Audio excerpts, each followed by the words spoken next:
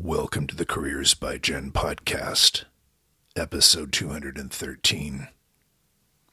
Today on the podcast, Jen elaborates on new habits to adopt for success in 2019.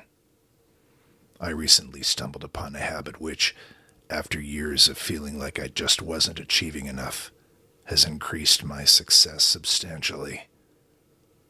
I lowered my standards.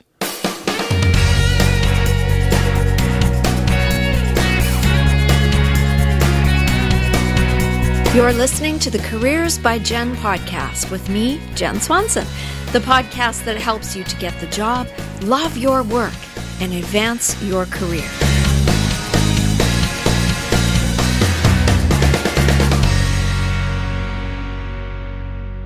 We are now well into 2019, and so that urge for New Year's resolutions and the window of not making them stick is over.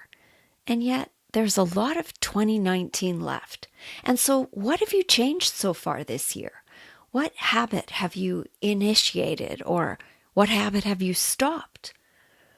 I know I've done success habit episodes before, but it seems to me that repetition is good and that habits are built bit by bit over time. So we're going to jump into 9 new habits to adopt for success in 2019. And maybe you know these already.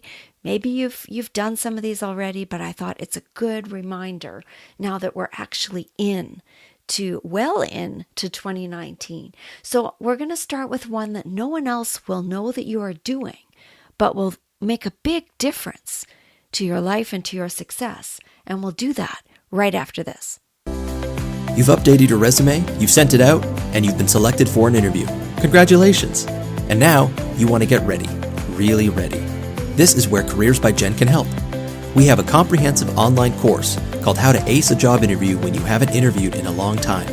This video-based course is jam-packed with information, advice, and exercises to help you get completely prepared to walk into an interview situation with confidence. From exactly what to prepare in advance, to how to answer common questions, to what questions you might ask the interviewer, and so much more, this course is designed to get you ready. Visit careersbyjen.com and click on Training Resources to see the curriculum, preview a couple of the introductory lessons, and see what others who have taken the course are saying about it. Visit careersbyjen.com and get ready to ace your next interview. The first new habit to adopt is one that no one else needs to know you are doing, but will make a big difference to your confidence, to your self-esteem, and to your mood. And that is to practice positive self-talk.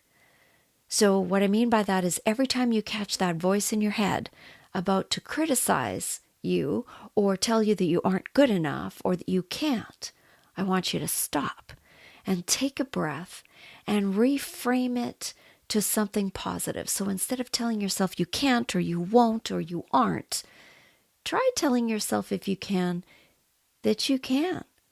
You will. You are. No one needs to know that you're doing this. I did this the other day at the gym. I was really not into it. I hadn't been to the gym for a while with everything that was going on. I was tired. A lot was happening and I just hadn't been. So it was hard, when you haven't been for a few weeks. And I really didn't want to be there. And I was emotionally and mentally not, and physically not interested. But I was doing a plank on a yoga ball. And after about 1 minute, my mind was saying, I can't do this today. And I caught myself, and instead I told myself silently, of course, I've done much harder things than plank for 2 minutes. I can do this. So I sucked it up and did it for the second minute. It's only a 2-minute station. So I did it, but it would have been so easy to stop. So sometimes just the reframe to yes, I can, or yes, I am, or yes, I will, or I am good enough, or I am capable, or I'm just going to try this and see what happens. Just that reframe to positive self-talk can make a difference. It's a tiny example, and that's okay, because new habits start with baby steps, and in time they'll solidify and they'll become entrenched, and then you won't even think about it anymore as a habit. But it's one little step at a time, one painful set of abs at a time. So that's the first one, is practice positive self-talk. A second habit is to ask for constructive feedback. Whether you're working in a career or in a job, or you're busy interviewing to get a job and to start a career, asking for feedback is a fast and excellent way to find out what areas you need to work on so that you can set some goals and help yourself reach them. If you're unaware of the things you need to improve upon, then it's pretty difficult to do that improving. If you're not even aware of what it is you need to work on. Sometimes we can't see, talk about negative, sometimes we can't see or don't want to see our own deficits. So ask someone you work with or someone who's close to you, or even ask the person at the end of an interview for any feedback they might wish to offer. And then when they give you feedback, remember you've asked for it, so listen graciously and take what you want from it. Treat it as a gift. Take it away and mull it over and consider it and ponder it in your heart, and then you can make a plan. Constructive feedback is a real gift, and it can help you to be successful faster if you are willing to ask for it and accept it.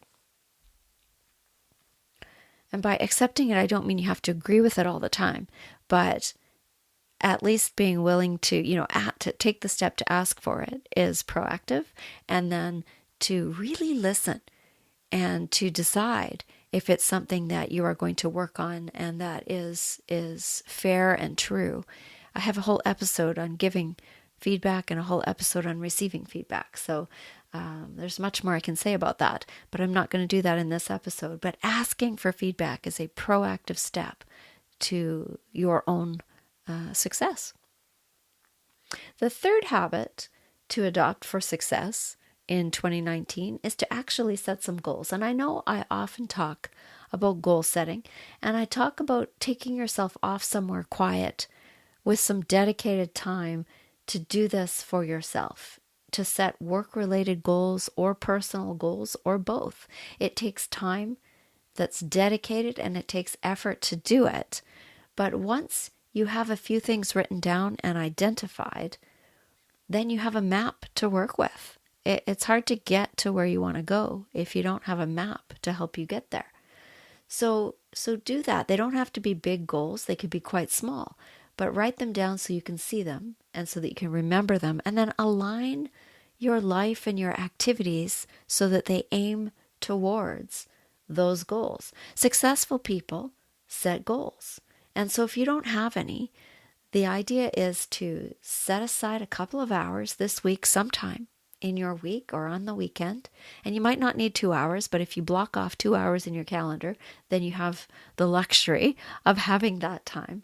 And so set that time and go somewhere that you can be on your own and allow yourself to brainstorm big goals and little goals. And once you have a goal written down, add 1 or 2 action steps that will get you started heading toward that goal. For example, if you want to find a new job and you don't even know where to start, look out, here comes the shameless plug. You can take a moment after this podcast and you can come over to careersbyjen.com, and there's an orange banner that will pop up, and you can click on that, and it's absolutely free. You can register for the Jumpstart Your Job Search Challenge, which is a 5-day email series that will come to your inbox and will offer you 1 task to do each day that will help you get ready for a job search. So it takes 2 minutes to go to the website and sign up, and then each day you can complete the task. And that would be taking a baby step toward the larger goal of looking for a new job. So that's one example. If it's a fitness goal and you don't already have one, go get a gym membership or a pass to the swimming pool, or get some running shoes, or whatever your fitness activity looks like for you. Take that one step. Maybe your goal is that you want to connect with people in your life that you've lost touch with or that you haven't seen lately. Well, one step might be to make a list of all the people that you want to have coffee with or invite for dinner or whatever. It doesn't have to be a big thing. Making the list is step one, and that's the beginning of a plan. So set some goals, brainstorm, and then write a couple of action plans down next to the most important ones and begin there. Habit number 4 is to remember to dream big. So often we shoot ourselves down before we can even begin because we are full of fear. What if? What if? And so what would happen if while you are brainstorming in the goal setting piece of advice that I've given you in habit 3, what if you don't allow fears to come into play at all while you are brainstorming, while you're doing that activity? You can worry later and you can come up with all the what ifs afterwards. But for this time, try just dreaming. I wanted to write a book a few years ago, and actually I wanted to write a book since I was 10. And I used to write great big long stories, and I dreamed of being a writer. Well, I wanted to write a book on a specific topic to help people in their very beginning days of a new job. And I wanted to do that, and I had no idea how to begin. But step by step by step, I managed to get to the culmination of this long-held goal. And in 2015, my book, What They See, How to Stand Out and Shine in Your New Job, was published. And yes, it was a huge amount of work. And it took a lot of time and a lot of heartache and a lot of effort.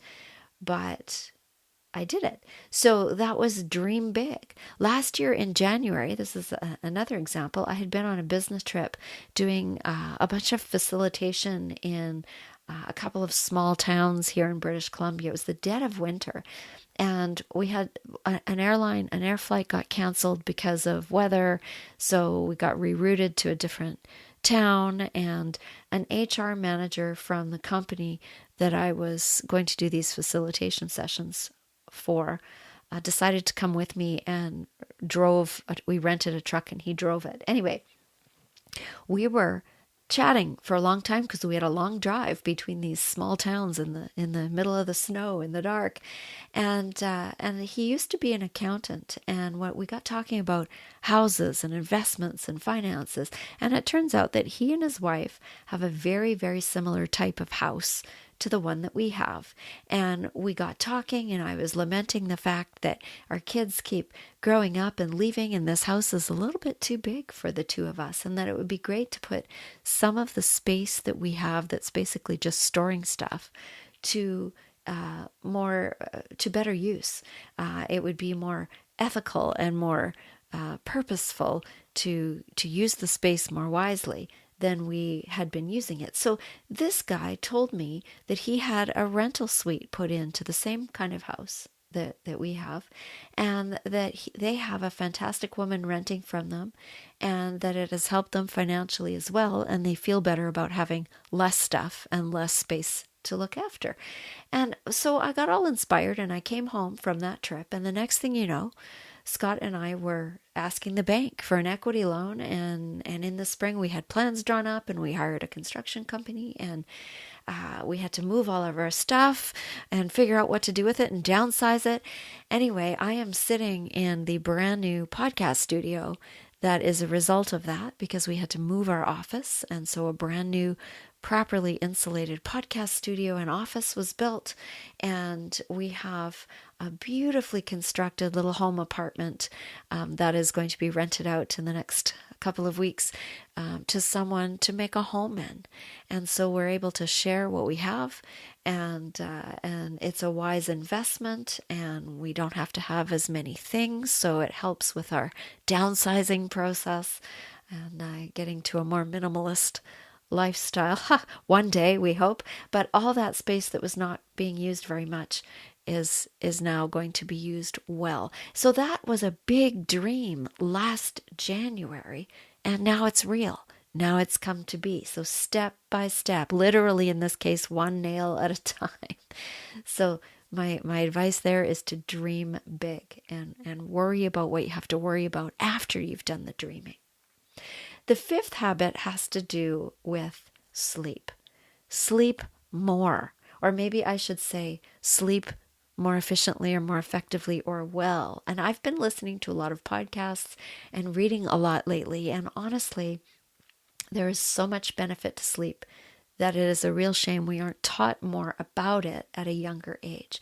Good, sound, deep sleep is essential for brain function, for the prevention of dementia, for weight control, for stress levels, for disease of all kinds, for the prevention of all kinds of disease. It's really, really important. And I'm being a little bit hypocritical because I've had a lot of trouble getting good sleep at times.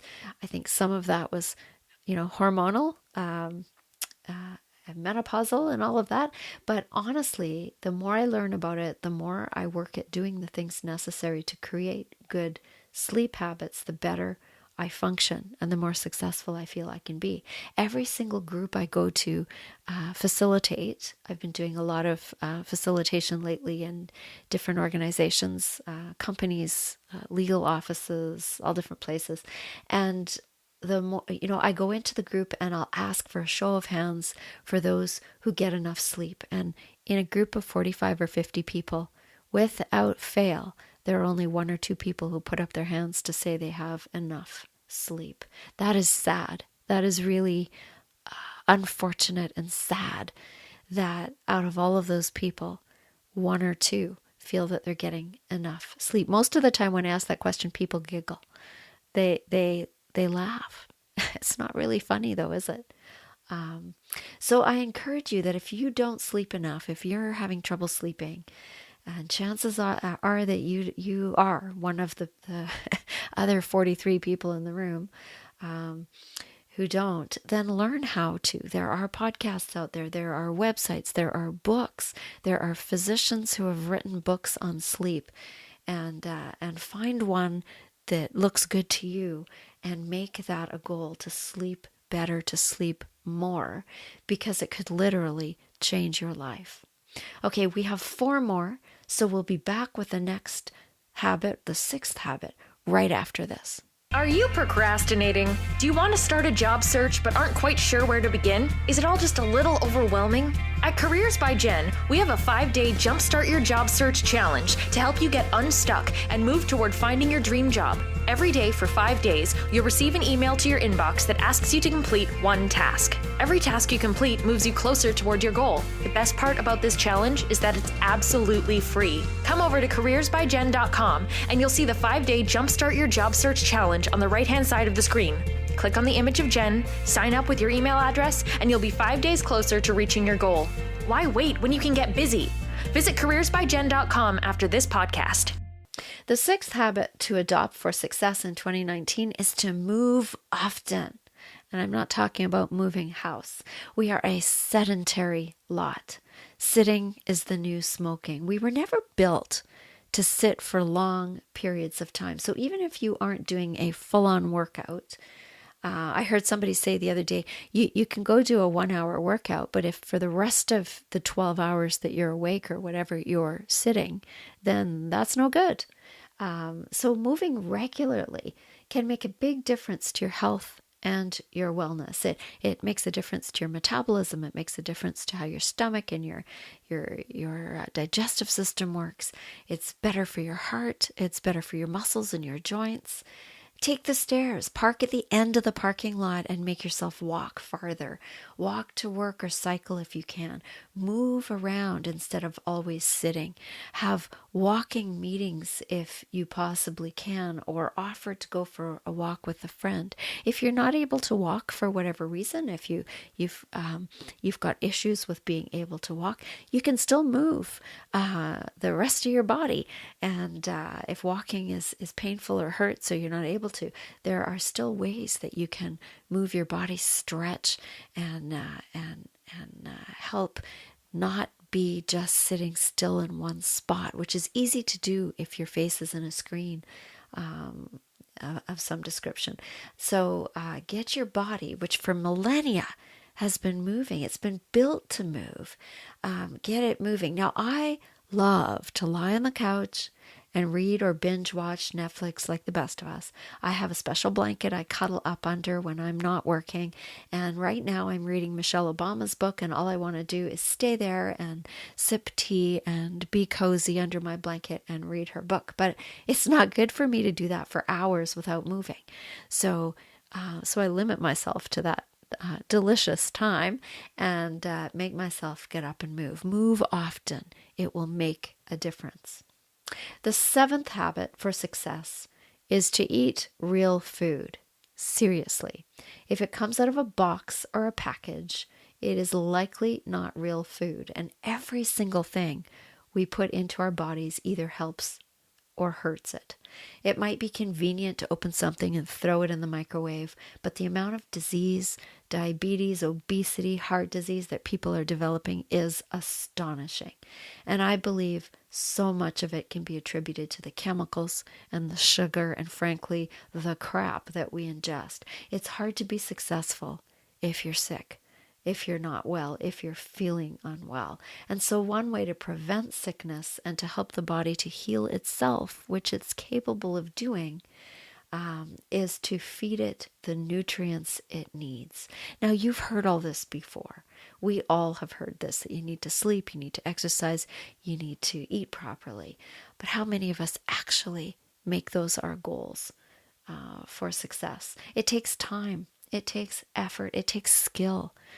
People are forgetting and losing the skill to prepare food. So it's easier to order in, right?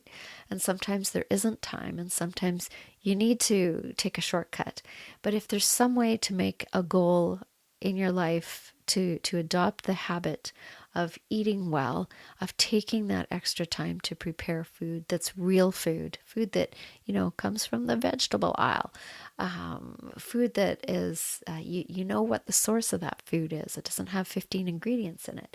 If you are able to do that, I am more and more convinced that feeling healthy and well internally at the cellular level, in your microbiome especially, can allow you to succeed in all areas of your life, because you'll have energy and you'll have clarity of thinking and you'll have freedom from illness. My soapbox for today, people: stay away from the chemical-laden processed fast food and sugar, and feed your amazingly efficient body with healthy, real food. It's so key. Okay, 2 more to go. The second to last habit for success has to do with making time for yourself to learn. Now, one habit that Scott and I have tried to implement it, okay, not tried, like Yoda said, do. There is no try. One habit we are implementing, is to read 20 pages of a book per day. Now, you could make it 10 pages, you could make it 15 pages, whatever. But if you read a set number of pages a book a day, think of how many books you could have read in a year. Just think about that. I love to read, but I haven't been able to read much other than work-related stuff for years, unless, we're camping in the summer, or we're laying around somewhere on vacation, because I'm always so busy. But this way, it seems entirely possible to just sit down and, dedicate some time to read something. And I always enjoy reading so much that this is a delightful habit to implement. And I believe it can lead to success, because doing something for yourself in ways that expand your knowledge, that broaden your horizons, that can only add to your life and to your knowledge base. So whatever it is, take time to read, or take time to listen to a podcast that you're interested in, or take time to take a course. Take time for yourself to learn a little something each day, and that habit will lead to, will stretch you, and will lead to a richer and more successful life. Now, the last habit that I have for you might seem like a little odd, but this goes back to wellness as well. But this is the habit for you to get outside often. Vitamin D and fresh air and greenery are out there.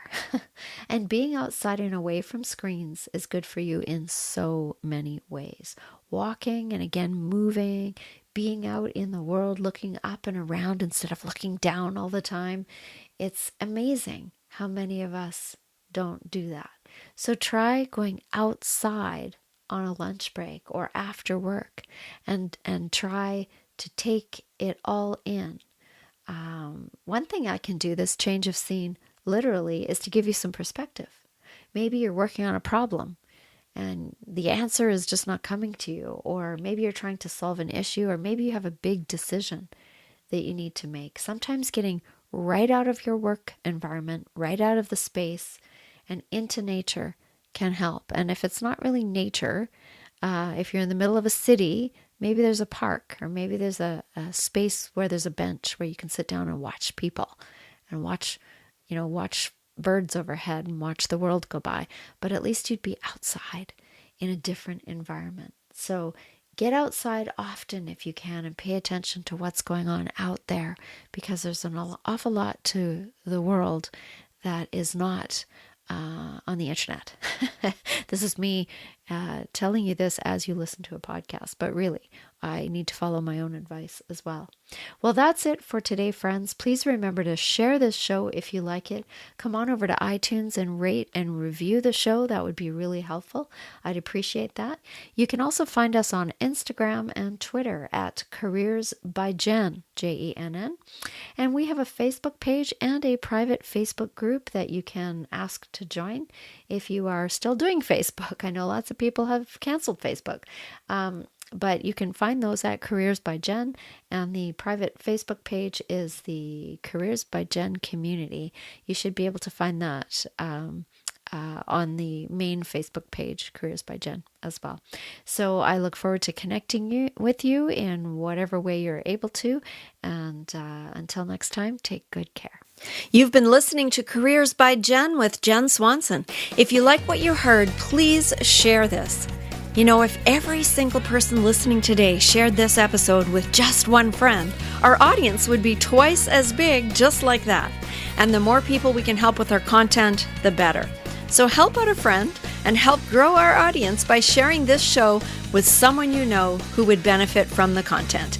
If you haven't subscribed yet, please do that, and together we can make a difference. Until next time, take good care.